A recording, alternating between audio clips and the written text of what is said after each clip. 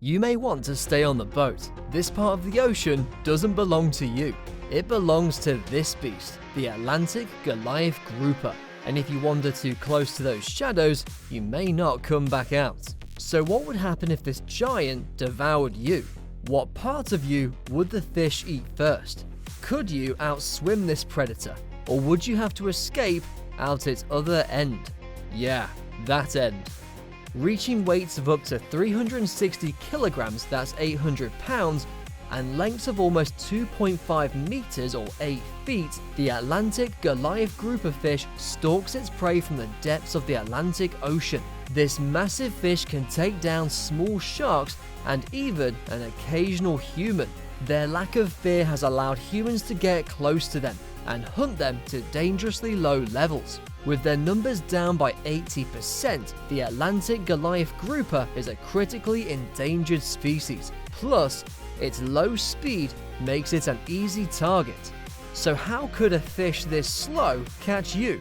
An opportunistic predator. The Goliath grouper can spend hours in dark holes waiting for the right moment to eat everything in its path. This type of grouper lures large fish and invertebrates by just opening its mouth. And if you linger for too long in one area, this predator could eat you alive. Its mouth opening is so huge that the negative pressure it exerts sucks everything in its vicinity inside the grouper's mouth. But what would this rapid change in pressure do to your body? The inside of your body builds up nitrogen gas when you swim deep underwater. When you're near the surface, your body can expel the gas quickly, but when you've been down deep, you need to ascend slowly and give your tissue time to let the gas out naturally. But if an enormous grouper is lurking behind you, ready to open its mouth and suck you in at any moment, you might start to worry. When your body undergoes a sudden shift in pressure, the excess nitrogen in your body could expand and form bubbles in your bloodstream.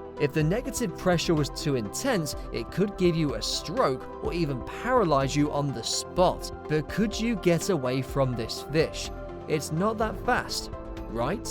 You might be able to outswim this Goliath, but you would also have to survive its tremendous sonic blast. This beast might contract the muscles around its swim bladder and release a shockwave that would stun you, so you'd need to keep moving. But if this monster came at you at full speed, it would have its mouth open, sucking in water and everything around it. While this grouper could have up to 5 rows of pointed teeth, they aren't for chewing. They're for keeping you inside and moving you further into its hungry mouth. Unless you have an oxygen tank, you'll drown inside this cavity. Water would fill your lungs and your air would cut off. You could experience severe brain damage. But if you had some way to breathe in here, this horrific journey wouldn't end in the Goliath's mouth. From this enormous cavern, you would travel down the fish's esophagus into its stomach, and there you might meet an even worse end. Like being stuck in a washing machine, the fish's stomach could churn and grind you while coating you with its digestive enzymes. Unfortunately, this massive muscular organ evolved to hold a large prey just like you. But don't worry, you only have one stop left, although I don't think you're going to like it. If you think you could escape out the back door of this fish, think again. A sphincter muscle prevents any waste from getting through until the fish is ready. You would have to wait until the fish expels its waste before you could think about swimming away. If your body somehow survived this attack, your mind would be disoriented and scared. You would need to control your breathing and watch the direction of your exhalation bubbles. Follow them up to the surface, and remember, go slowly. After everything you've been through, the last thing you need is the bends.